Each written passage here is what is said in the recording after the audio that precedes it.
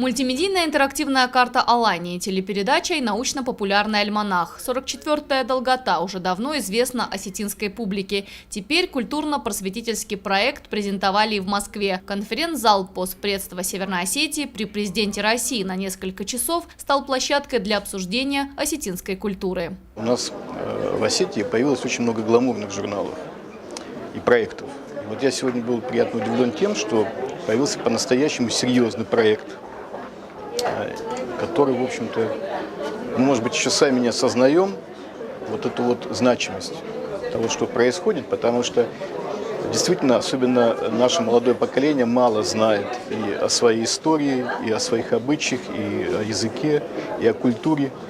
И вот, наверное, самое главное достоинство вашего проекта в том, что вы такие первые ласточки, которые несут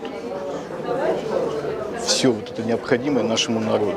На каждом шагу удивительное открытие. Каждое путешествие – это маленькая жизнь. 4 года творческая группа 44-й долготы колесит по Алании. За это время исследовано более 150 осетинских сел. Вышло в эфир 70 документальных фильмов о традициях, истории и людях. Это далеко не финиш. 44-ке еще есть что рассказать и показать.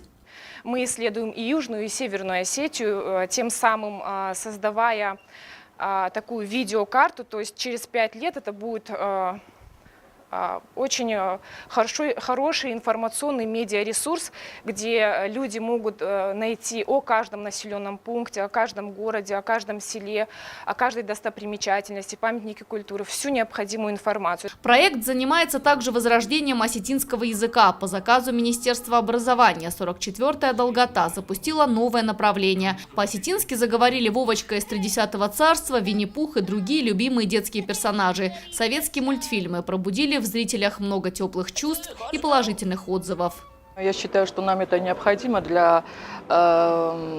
чтобы мы возродили осетинский язык, чтобы наши дети, мы сами могли общаться на нашем красивом осетинском языке, возродить язык Коста. И мне, вот когда я прохожу по городам нашего Владикавказа и Южной Осетии, Цхинвала, мне бывает очень больно то, что мы не можем на нашем родном чистом осетинском языке вот другу объясниться. Людям пора переходить от виртуального туризма к реальному, считает руководство 44-й долготы. В рамках проекта в ближайшее время стартует студенческий туризм для учащихся ведущих вузов России. Это важный шаг для популяризации Северной Осетии в других регионах. Возможно, эти люди через какое-то время, я так даже думаю, станут элитой будущей России. И, возможно, эти люди станут нашими, я называю про себя, это общество друзей Алании.